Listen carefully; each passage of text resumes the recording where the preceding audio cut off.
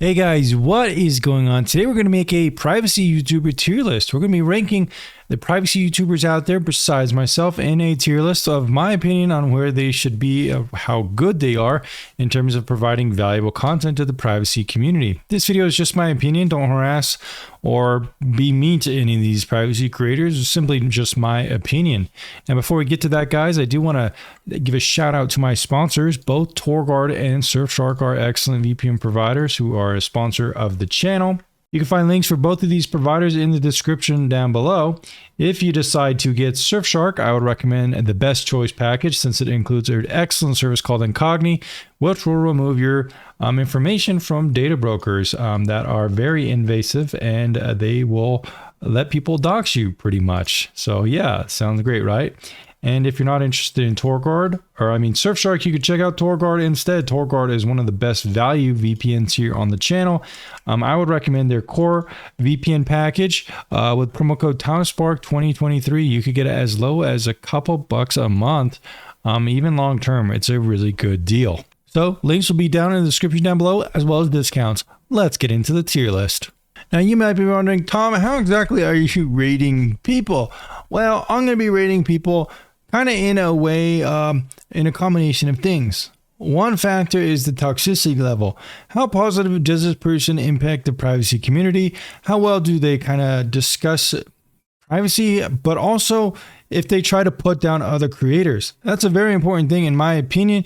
You should never put down other creators for your own benefit. Additionally, I'm going to be talking about their kind of impact on the community. What have they done uniquely to impact the privacy community?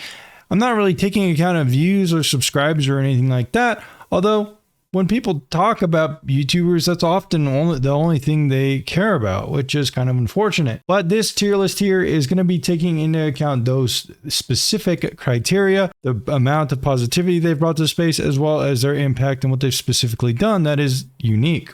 All right, guys, so here we have me. This is my little logo here. Honestly, I can't really rate myself too well because I'm not really objective. In that sense, I think my main impact on the privacy community is making a new standard of how to review VPNs objectively. If you haven't seen my data table, I probably have the most extensive data table there really is when it comes to VPNs. If you just count this data collection in itself, I think it's a valuable contribution to the privacy community. There really isn't anything else like it, despite people like Techlore and some others trying to kind of copy it in kind of a worse way. I think this is my contribution, providing objective data for VPNs and trying to review them as honest as possible. Also, I do have affiliates with my channel, but I think I've been able to keep affiliate relationships as honest as possible. You see some VPNs rated on the top of my tier list that aren't rated top of anywhere. My channel actually takes into account some really good VPNs that no one really talks about. So I do think that is kind of my impact. So am I really going to rate myself in this own table? Well, maybe not. I might just keep myself off the table just for purposes of, I don't know. I can't really rate myself objectively, really. So I might just keep myself off the table. But next up, we have someone like Braxman. Now, Braxman is interesting because I actually used to talk to him way back when he was starting out. We had plans to collaborate and make a video together, but it never really got cemented. And then for some reason, Joe Rogan found his podcast. It blew him up, and then he kind of lost interest in collaborating with me, which is kind of unfortunate since, I was willing to collaborate with him, even though he had less subscribers and views than me. His main channel kind of is each one of his videos is pretty long, and he primarily discusses kind of more of a conspiracy kind of side of things in terms of privacy and like stuff like the surveillance state, which is okay. Kind of his own little interesting take on it. I think he is pretty knowledgeable when it comes to privacy. His unique takes in kind of aspects of what he provides to the space are he kind of has his own website, which is like a chat room, and he kind of sells flash phones. However, I've heard some controversies from other kind of developers like Daniel McKay and some of these people saying that Braxman has some he might be kind of appropriating Graphene OS in some way or something like that. And some people don't necessarily know how verifiable his kind of stuff he sells is. I can't really speak too much about that. His website is okay, Brax.me. It does kind of have a certain bent of it where it kind of got flooded by alt-right people once like Twitter started banning people and stuff like Truth Social kind of started taking off. That's really when he kind of started to take off. So that's kind of weird to me. But overall, I would say I would give him maybe a B, because he just kind of is like a standard guy who just kind of talks about mainly his ideas about the surveillance state. He doesn't really even push his products that much, so I think he's generally okay. Next up, we have someone like Mental Outlaw. Now, Mental Outlaw is definitely one of the more popular privacy creators that have kind of come up over the years.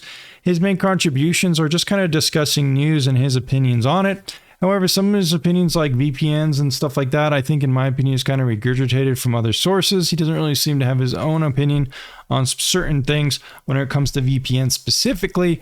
But outside of that, I think his general takes on privacy overall are pretty good. And his daily kind of overview of news is decently entertaining. And he definitely seems like he knows his stuff when it comes to tech. So there's definitely that. I have heard some things like he might be alt-right or his politics might not be too good, but I haven't really looked into that too much since we're kind of focusing more on privacy. Honestly, I might give him a B as well, just like Rob Braxman.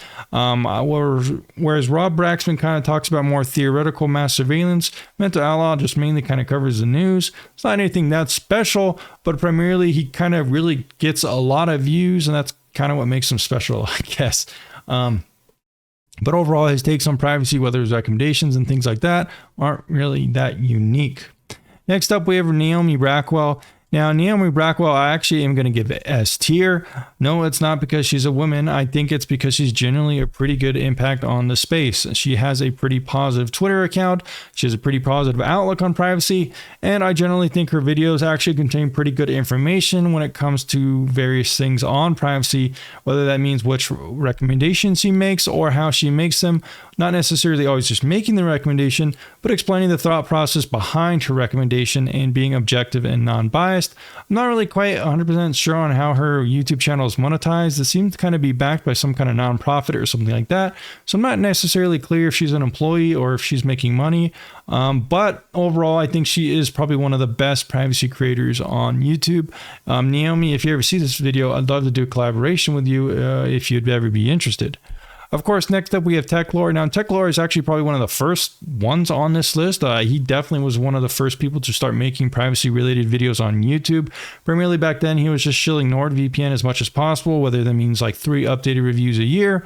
Eventually, he decided not to do that anymore and kind of migrate his takes and kind of combine them with another YouTube creator, which we'll discuss later, called Jonah Aragon, which is kind of a major influencer in a separate website called Privacy Guides that primarily kind of siphoned off their community from another community called Privacy Tools, which is now separate. It's very confusing.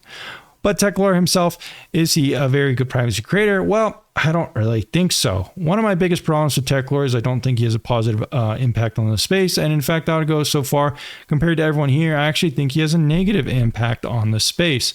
He has been involved in some major controversies like those with Graphene OS. And even today, to this day, in his Discord, you'll still see people saying, should I use Graphene OS? I heard there was some drama with Techlore and Luis Rossmann. You won't see any of that on Naomi's channel. It's just like, say, hey, use Graphene. It's a good privacy product. You're not going to be like, is there some drama or something like that?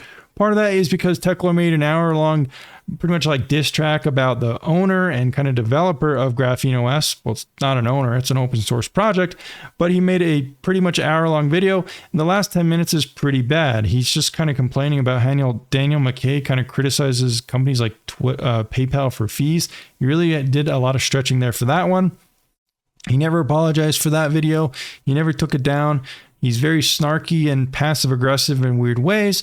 Luis Rossmann eventually kind of got into a similar fight with Daniel McKay, the owner or the main developer of Graphene OS, and Techlore very snarkily kind of pinned that comment and kind of seemed to revel in the controversy in a very passive-aggressive, acting like he wasn't involved kind of sort of way. But the main problem I have with this guy is he doesn't really moderate his communities very well. They're very toxic, will constantly trash on other creators. All you have to do is look up your favorite creator in his Discord and you'll find at least 5 or 6 years worth of trash talk pretty much on everyone, not just me included. But outside of that, I don't think he has really any interesting takes. Most of his VPN recommendations are taken from Jonah Aragon or privacy guides. Most of his custom ROM OS videos aren't really relevant anymore because he doesn't really recommend graphene because he's afraid Daniel McKay is going to sue him. Honestly, the only thing he really does lately is copy my tier list idea and not really review VPNs, even though he'll put VPNs in the tier list he hasn't reviewed. Outside of that, he has his main project, which is Surveillance Report, which is basically just reading news articles in a less entertaining way than Mental Outlaw does. Next up, we have Techlore, which is interesting because with Techlore and Techlore is mainly a criticism channel of Techlore. However, he also does some of his own takes on things like Linux, Linux gaming, as well as relevant news things that are going on. I actually think Techlore is an S-tier rated privacy YouTuber. Do I think he makes the most consistent content throughout, like someone like Mental Outlaw? Well, not really. Do I think he writes like the longest essay for content like Rob Braxman? Well, not really. Do I think he has the same kind of production value and integrated opinions and kind of thought process as someone like Naomi Blackwell? Well, not really.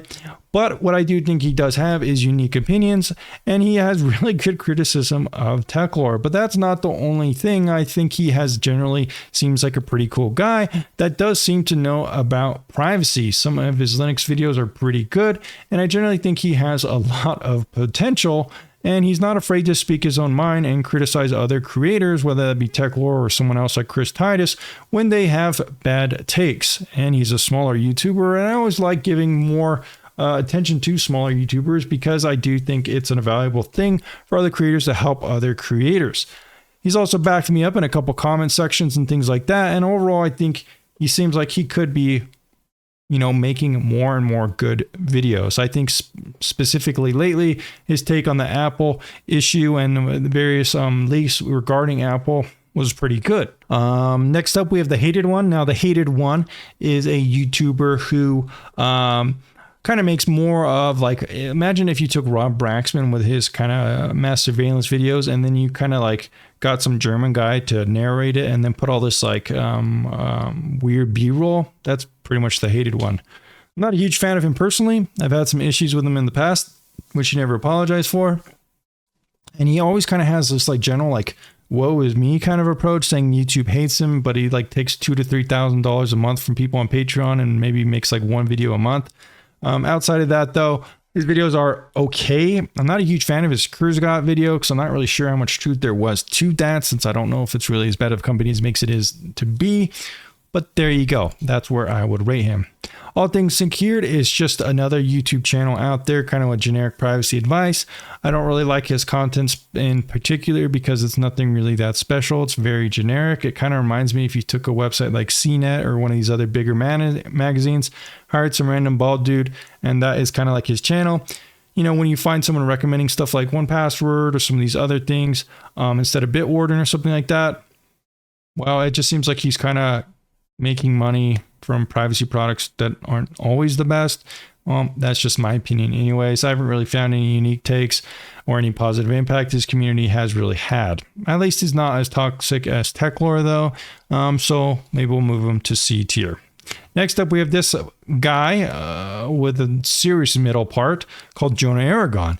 Now, Jonah Aragon is actually a kind of a partner of Techlore, it seems. There's not really much transparency between if he's an employee or now another kind of partner of Techlore. I think they could have some more transparency there. He's now trying to make his own YouTube channel and kind of another YouTube channel called Privacy Guides, where he's like doing pretty much the exact same thing as Surveillance Report that Techlore does, but it's by himself and it's kind of awkward and he doesn't have a co-host and it's not really getting any views.